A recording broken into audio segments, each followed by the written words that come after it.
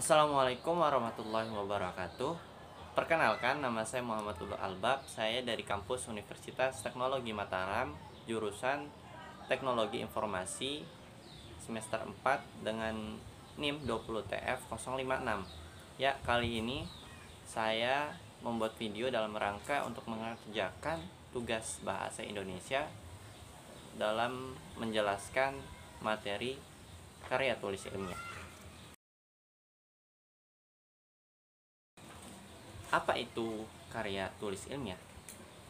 Karya tulis ilmiah merupakan karya tulis yang dibuat untuk memaparkan suatu pembahasan secara ilmiah yang dilakukan oleh seorang penulis atau peneliti untuk menjelaskan suatu secara sistematis dan logis. Adapun tujuan dalam menulis karya ilmiah adalah untuk membuktikan suatu kebenaran ataupun mencari suatu kebenaran di dalam objek suatu karya ilmiah. Pada intinya, karangan ilmiah merupakan karya tulis yang isinya memaparkan suatu tanggapan ataupun pendapat, gagasan, ataupun hasil penelitian yang berhubungan dengan kegiatan keilmuan. Contoh dari karya ilmiah seperti disertasi, skripsi, ataupun laporan hasil penelitian. Ya, kemudian next. Aduh, sorry guys, jatuh. Oke. Karya ilmiah dibagi menjadi 3 jenis, yaitu yang pertama karya ilmiah, kemudian yang kedua karya ilmiah semi ilmiah, yang ketiga karya non ilmiah. Yang pertama karya ilmiah yaitu seperti contoh makalah, skripsi, dan disertasi. Kemudian yang kedua contoh dari karya tulis ilmiah, karya tulis semi ilmiah yaitu seperti reportase, feature, atau artikel. Nah, itu adalah contoh dari semi ilmiah. Kemudian yang ketiga adalah karya tulis ilmiah atau karya tulis non ilmiah maksud saya, yaitu sepertinya contohnya dongeng, novel, dan cerpen. Nah, itu tadi contoh dari 3 jenis karya ilmiah menurut bobot isinya. Oke, selanjutnya yaitu adalah apa saja prinsip-prinsip yang mendasari sebuah penulisan karya ilmiah. Jadi dasar-dasar tersebut ada 3. Yang pertama yaitu objektif, yang kedua prosedur, kemudian yang ketiga yaitu rasional dalam pembahasannya. Yang pertama, apa yang dimaksud dengan objektif? Jadi yang dimaksud dengan objektif itu adalah artinya setiap pernyataan ilmiah dalam sebuah karya ilmiah harus berdasarkan data dan fakta. Kemudian yang kedua yaitu prosedur, artinya penyimpulan penemuannya melalui penalaran induktif dan deduktif. Yang ketiga itu rasional dalam pembahasannya datanya. Oke. Sambil kita melihat matahari terbit, guys. Kemudian ciri-ciri karya ilmiah. Ciri karya ilmiah yang pertama yaitu logis. Artinya segala keterangan yang disajikan dapat diterima oleh akal sehat. Kemudian sistematis. Sistematis artinya segala yang dikemukakan disusun dalam urutan yang memperlihatkan adanya kesinambungan. Kemudian objektif. Objektif artinya segala keterangan yang dikemukakan merupakan apa adanya. Kemudian lengkap artinya segi-segi masalah yang diungkapkan dikupas selengkap-lengkapnya. Kemudian lugas, artinya pembicaraan langsung kepada hal-hal pokok. Kemudian seksama, artinya berusaha menghindarkan diri dari segala kesalahan betapapun kecilnya. Kemudian ada jelas, artinya segala keterangan yang dikemukakan dapat mengungkapkan maksud secara jernih. Kemudian kebenaran, jadi maksudnya yaitu dapat diuji secara empiris.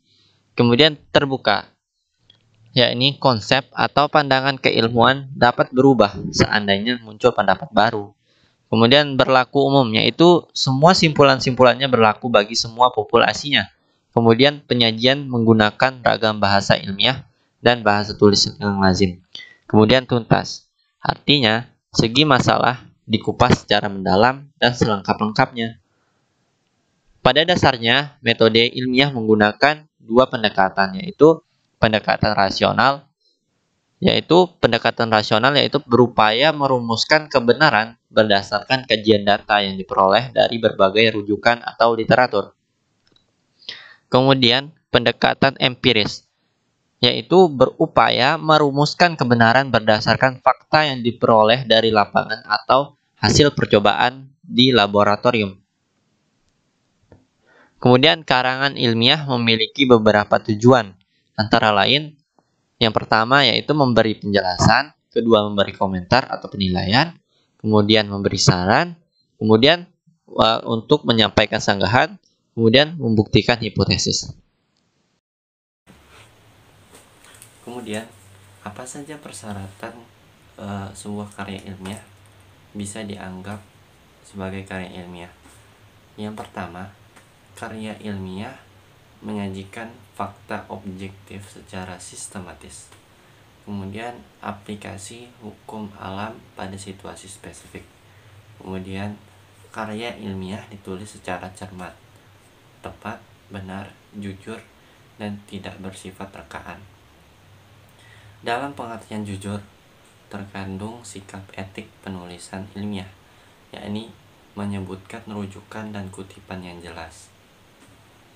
Kemudian karya ilmiah disusun secara sistematis, langkah direncanakan secara terkendali, konseptual, dan prosedural. Kemudian karya ilmiah menyajikan rangkaian sebab akibat dengan pemahaman dan alasan yang induktif yang mendorong pembaca untuk menarik kesimpulan. Kemudian karya ilmiah mengandung pandangan yang disertai dukungan dan pembuktian berdasarkan suatu hipotesis.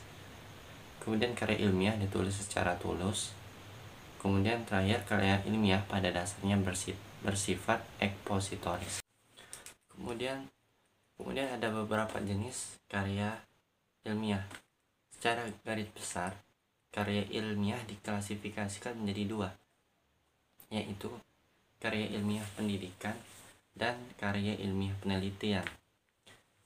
Jadi yang pertama, karya ilmiah pendidikan, yaitu yang pertama contohnya adalah paper, atau yang pertama yaitu karya tulis, disebut karya tulis. Apa itu karya tulis? Karya tulis itu adalah karya ilmiah berisi ringkasan atau resume dari suatu mata kuliah tertentu atau ringkasan dari suatu ceramah yang diberikan oleh dosen kepada mahasiswanya. Kemudian praskripsi. Praskripsi adalah karya ilmiah. Karya ilmiah ini diisyaratkan bagi mahasiswa pada jenjang akademik atau setingkat diploma 3. Kemudian skripsi. Skripsi yang penulisnya hanya mengacu dan menggunakan teori-teori tersebut dalam bentuk kerangka pemikirannya yang sama untuk menjawab masalah penelitian atau menguji hipotesis. Kemudian tesis.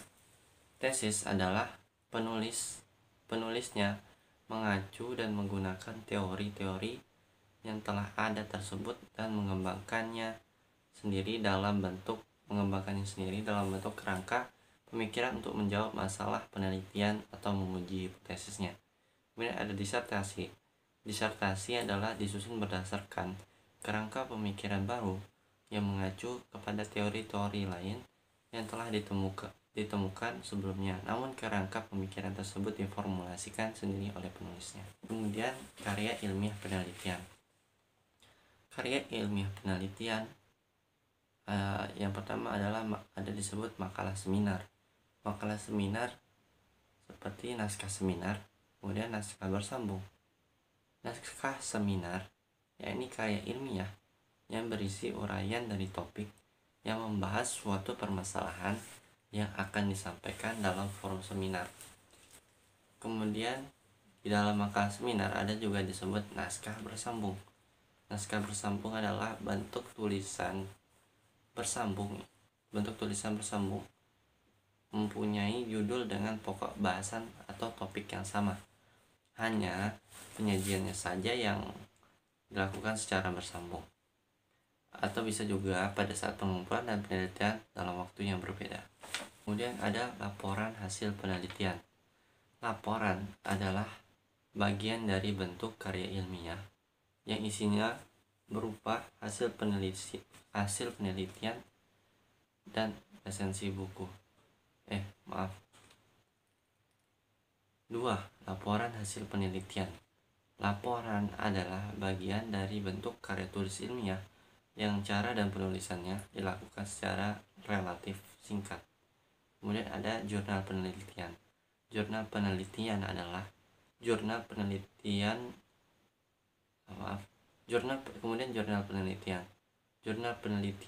buku yang terdiri atas karya ilmiah yang isinya berupa hasil penelitian dan resensi buku.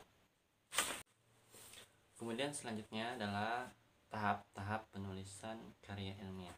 Apa saja tahap-tahap penulisan karya ilmiah?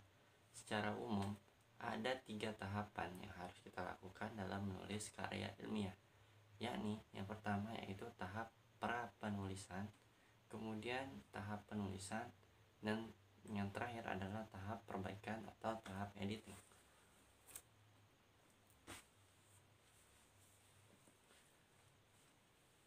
Jadi dalam prakteknya proses ini akan menjadi 4 tahap, yaitu tahap persiapan.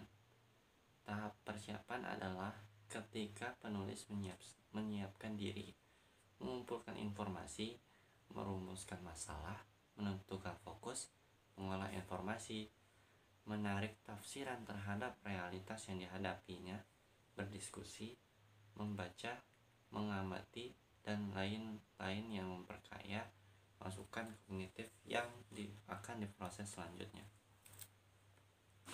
Kemudian ada tahap inkubasi. Tahap inkubasi adalah ketika penulis memproses informasi yang dimilikinya sedemikian rupa sehingga mengantarkannya pada ditemukannya pemecahan masalah atau jalan keluar yang dicarinya. Kemudian tahap iluminasi adalah ketika datangnya inspirasi atau insight, yaitu gagasan yang datang seakan-akan tiba-tiba dan berloncatan dari pikiran-pikiran kita. Iluminasi tidak mengenal tempat dan waktu. Kemudian tahap akhirnya ini verifikasi. Apa yang Anda tuliskan sebagai hasil dari tahap iluminasi itu diperiksa kembali, diseleksi, dan disusun sesuai dengan fokus tulisan. Mungkin ada bagian yang tidak perlu dituliskan atau hal-hal yang perlu ditambahkan dan lain-lain. Sekian video dari saya ucapkan terima kasih. Jangan lupa like, subscribe, dan semoga dapat 4. Sekian, wabillahi taufiq wal hidayah. Assalamualaikum warahmatullahi wabarakatuh.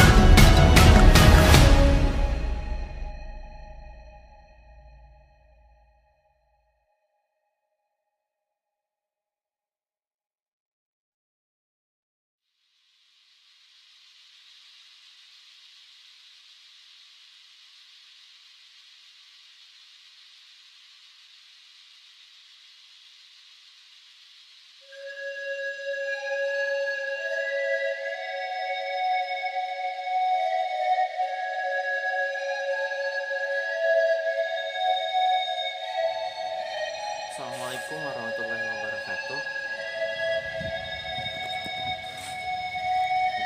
Guys, sekarang kita di atas batu layar. Lihat sunset. Sunset kan? Ya sunset ya. Sambil nugas. Ini kelihatan batu layar di bawah guys.